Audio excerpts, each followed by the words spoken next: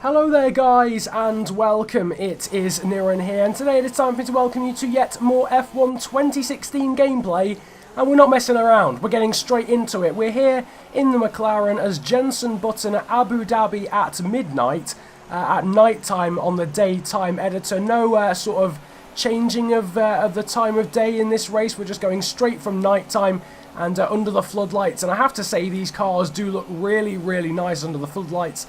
And the sort of normally quite boring, in my opinion, coloured McLaren, for some reason just looks really nice around here. Obviously the ultra soft tyres are equipped on this McLaren. We've gone through the first few corners, we've made quite a few moves. I can't remember where we started actually, but this is a 5-lap race then here around Abu Dhabi.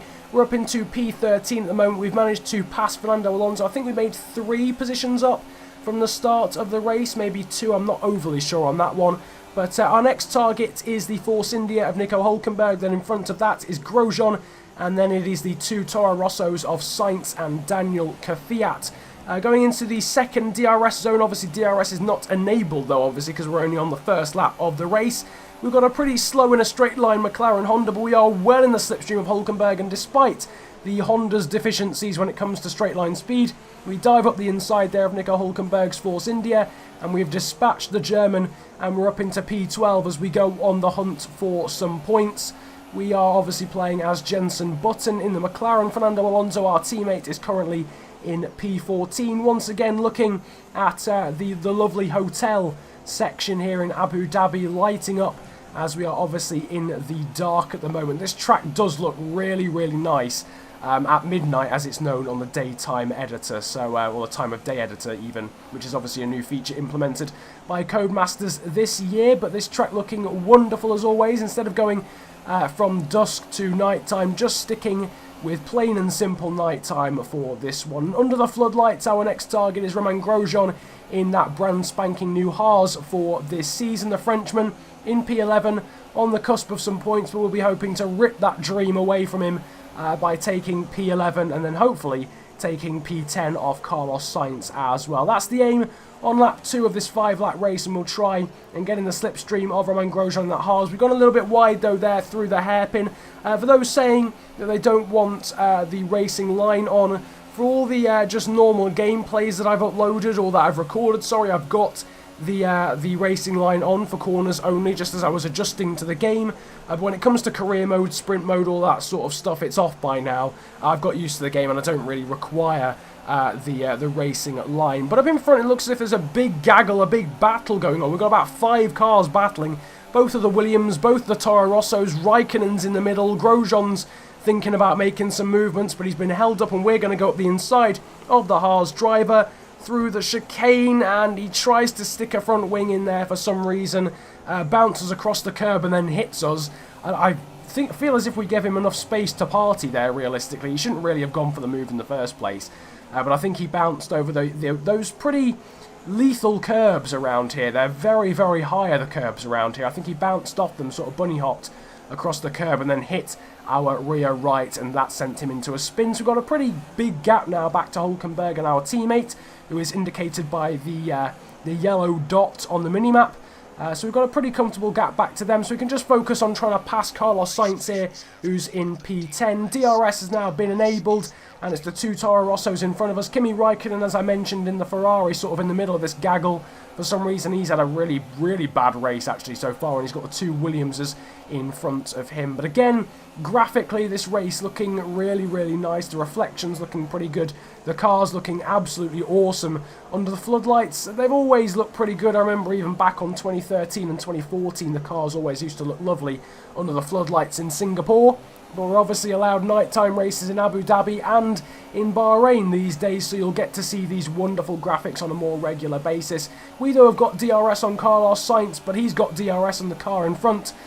So basically our advantage, our rear flap, is rendered useless, especially in this McLaren Honda, as we get up on those fairly lethal curves. We've lost so much time there by bouncing over that, and they're a very good example of just how much time you can lose. We've lost a solid 1.5 seconds there to Carlos Sainz just from that little mistake. But now leaping on to lap number 4, and we've managed to gain that time back because the guys in front of us are sort of holding each other up, battling a little bit, and It's meant that we can catch them up a little bit. Carlos Sainz in that Toro Rosso still in front of us. It feels like we've been staring at the back end of that Toro Rosso for quite some time. Not making the same mistake as we did last lap when it comes to bouncing over the curbs. Making sure that we don't do that this time. But again, not really gaining all that much time on the guys in front of us. They've all got DRS. We do as well. We go for a pretty late move there on Carlos Sainz. He braked pretty early, to be honest with you. I wouldn't have gone for that move if Sainz hadn't have broken really, really early for that corner. But he decided to. And we take full advantage of that and move up into P10. And it's Daniel Kvyat now in the second of the Toro Rossos that we've now got to set our attention on. Again, Kimi Raikkonen, the two Williamses, and then I think it's Vettel and a Red Bull are the guys up in front as we go through the hotel section. Again, the floodlights on either side of the track. Certainly all over the back of Daniel Kvyat. Got to have a pretty clean last few corners, though, if we want to try and make a move on him here in this penultimate lap of the race. We've gone really wide through the final corner. I think that might give Carlos Sainz a chance actually down into turn 1. It is going to give Carlos Sainz a chance down into turn 1. He's gone for the inside line and he's got the job done. He's made the move stick. Fair play to Carlos Sainz. Unfortunately, that mistake and the battling that's followed has meant that we're quite a long way back off Daniel Kvyat. Both of us, both Sainz and myself, are quite a long way off the Russian in that Toro Rosso, which is a bit of a shame. Obviously, Daniel Kvyat has great fond memories of this track. This is where he won his GP3 title, I think back in 2014. Would it have been 2014? No, 2013, surely, actually. But nevertheless, on to the final lap of the race. I don't think Carlos Sainz is actually going to have DRS, so he might actually be able to make a move for once here. We've got the DRS, we've got the slipstream on, and we're in rich fuel mixture, and we're going to go to the inside of the Spaniard down into the first of the chicanes after the first DRS zone on the track. Through the chicane, Carlos Sainz, though, will have DRS on us down this second straight and through this second DRS zone. So we've got to try and defend from him as he tries to make a move again. He's going to go to the outside. We show him to the outside by defending the inside line. And we're going to try and poke a front wing up the inside. He tried to get the job done completely. We'll give him a bit of space throughout the rest of the chicane, but we have got the job done going up the inside. I think Carlos Sainz could have been a little bit more aggressive there in his move. He had got the majority of the car past us realistically, but then allowed us to go back up the inside. Left the door open, and we will take that with both hands. And we're now up into P10. It looks as if it should be a point-scoring finish here. There aren't too many more opportunities for Sainz to overtake. Realistic, in fact, there aren't any unless we make a mistake like we did on the penultimate lap of the race. The leaders are rounding the final corner. We're rounding the penultimate corner. Lewis Hamilton has won the race outright, but we're going to come around the final corner and we will take P10 in this race here around Abu Dhabi. Quick 5-lap race there, basically to show off the graphics, to show off this track at sort of night time. I haven't really seen too much gameplay again, really, like I've said with all the gameplays that I've uploaded. Haven't seen too much around here, so I thought I might as well show you guys what the track is like, especially at night time. Maybe I'll upload a daytime gameplay as well around here. But that is basically it from me. We were Jenson Button in the Mclaren.